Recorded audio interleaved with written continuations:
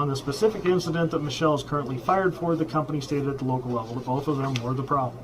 Yet the company decided to return Linda to work on Friday and give her full back pay for the days missed, while they decided to terminate Michelle and put her before you today. On July 23rd, I'm trying to do my job. I start before everybody else and I set up the area. Linda had come over to my area where I work all alone and had started moving things I had set up. So I had held a floor mat down on the ground and she smacked my hand and I just decided to let her have the mat. Well, I did yell at her and I did tell her the cameras caught her.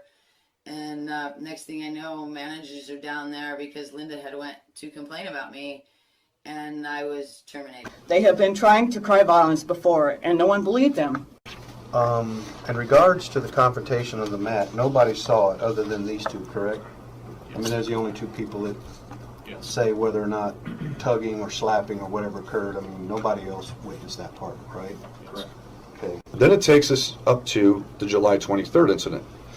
That was mentioned here. She said, I was placing floor mats, Linda had grabbed it back and then slapped my hand away. And I told her it looked stupid. We can see through the exhibits that there's some other people that witnessed what took place. The complaint to the management team and what the management team heard. And then even Linda's own write-up, what she perceived and what Michelle had said to her, and even the part-time supervisor in the area. Why did the supervisor ask her what was going on?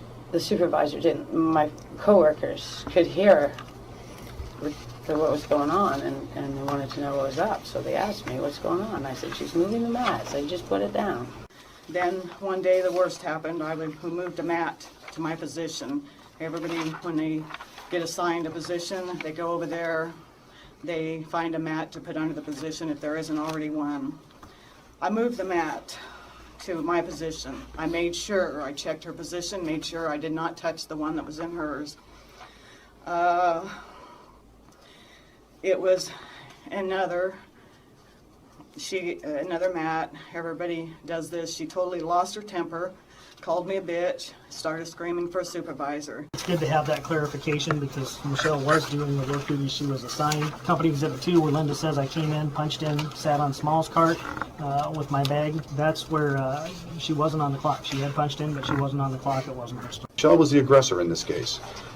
Joe calls me the aggressor. How am I the aggressor? I'm on the clock. She's not. She's fired for the setting of the mat and then the confrontation between the two. Correct. Was I supposed to leave that day?